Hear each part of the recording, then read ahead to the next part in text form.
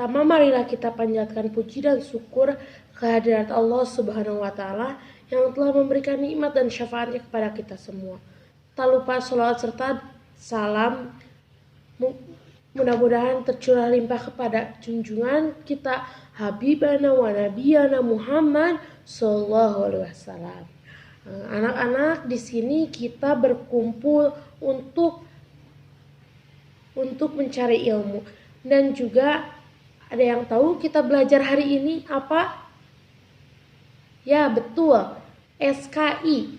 Pembelajaran SKI ini disebut juga dengan sejarah kebudayaan Islam.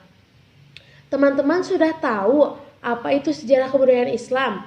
Bagus. Kalau sudah tahu, kita akan memaparkan materinya ya. Kalau ibu bilang siap, kalian semua juga jawab siap, Allahu Akbar. Ya, siap. Sudah siap? Siap, Allahu Akbar. Ya, bagus. Untuk itu kita membaca doa terlebih dahulu untuk memulai pembelajaran. Membaca doa dimulai. Membaca doa selesai. Langsung saja kita ke pembelajaran. Assalamualaikum warahmatullahi wabarakatuh. Perkenalkan, nama saya Pidia Mulyawati, Prodi PGMI semester 4B, Kampus Institut Agama Islam Darussalam Ciamis.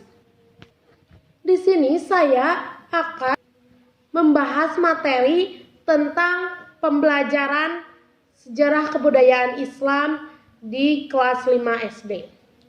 Yaitu, apakah kalian sudah tahu raja-raja non-muslim yang menjalin hubungan dengan Nabi Muhammad SAW?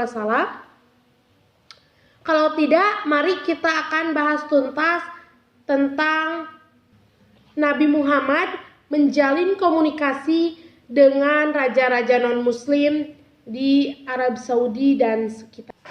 Raja mana saja sih yang dikirimi surat oleh Rasulullah SAW agar masuk Islam? Sebagai komitmen damai, Rasulullah SAW mengajak raja-raja non-muslim di sekitar Arab Saudi untuk mengikuti dakwah. Dan raja-raja tersebut adalah yang pertama Raja Ghassan, kemudian Kaisar Romawi yang bernama Heraklius, kemudian Kaisar Persia dan juga gubernur Mesir yang bernama Muqawqis. Kemudian setelah disepakati perjanjian Hudaybiyah, Rasulullah SAW mempunyai kebebasan untuk menjalin komunikasi dengan raja-raja di Jazirah Arab dan sekitarnya. Dari kaum kafir Mekah, kesempatan ini dimanfaatkan sebaik-baiknya oleh Rasulullah SAW. Beliau gencar mengirimkan surat kepada raja-raja non-muslim di Jazirah Arab dan sekitarnya, seperti yang tadi saya sebutkan ya anak-anak. Yang pertama yaitu adanya Raja Najasyi dari Hudaybiyah, kemudian Raja Ghassan, kemudian Kaisar Romawi yang bernama Heraklius, dan kemudian Kaisar Persia, dan yang terakhir yaitu gubernur Mesir yang bernama Muqawqis. Sikap yang masing-masing dalam menerima surat itu berbeda-beda. Yang pertama yaitu Raja Najasyi dari Hudaybiyah menerima surat dari Nabi Muhammad SAW dengan lapang dada, dan juga raja tersebut masuk Islam dengan membalas surat dari Nabi Muhammad SAW dengan disertai pernyataan keislamannya. Kemudian yaitu ada pula yang menerimanya dengan secara halus dan juga masuk Islam dan santun. Namun ada juga yang menerima secara kasar dan keji. Raja yang menolak secara halus dan yaitu Kaisar Heraklius dan juga Raja Mesir yaitu Muqawqis. Dan bahkan Muqawqis memberikan hadiah kepada Rasulullah SAW karena telah memberikan surat untuk masuk Islam atau memberikan reward atau memberikan suatu hadiah lah seperti kepada Rasulullah SAW. Kemudian adapun yang menolak secara keji dan juga kasar yaitu Raja Ghassan yang membunuh utusan Nabi Muhammad SAW yang bernama Haris bin Umair.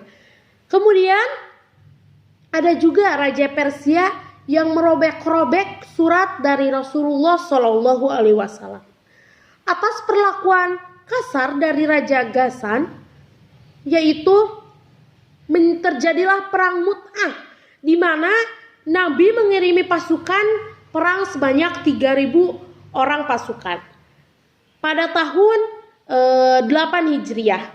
Maka terjadilah perang Mu'tah. Dalam peperangan itu, pasukan Islam ini mengalami kesulitan, di mana pasukan dari lawan lebih banyak daripada pasukan dari Nabi Muhammad SAW. Dari lawan itu, tentara Ghassan berjumlah 200.000 orang tentara. Kemudian Khalid bin Wahid pun menarik pasukan Muslim kembali ke Mekah. Adapun terhadap Raja Persia yang merobek-robek surat dari Nabi Muhammad SAW sampai Nabi Muhammad SAW bersabda, Persia nantinya akan tercabik-cabik seperti rajanya merobek surat dariku dan akan hancur sehancur-hancurnya. Sabda Rasulullah SAW. Di samping mengirim surat ke raja-raja non-muslim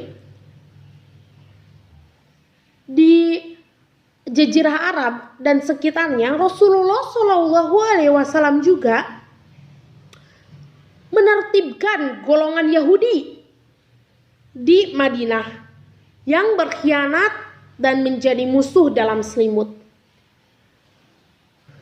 Kaum Yahudi sudah 3 kali melakukan pengkhianatan. Oleh karena itu, pada tahun 7 Hijriah, kota Khaybar sebagai kota pertahanan Yahudi dikepung.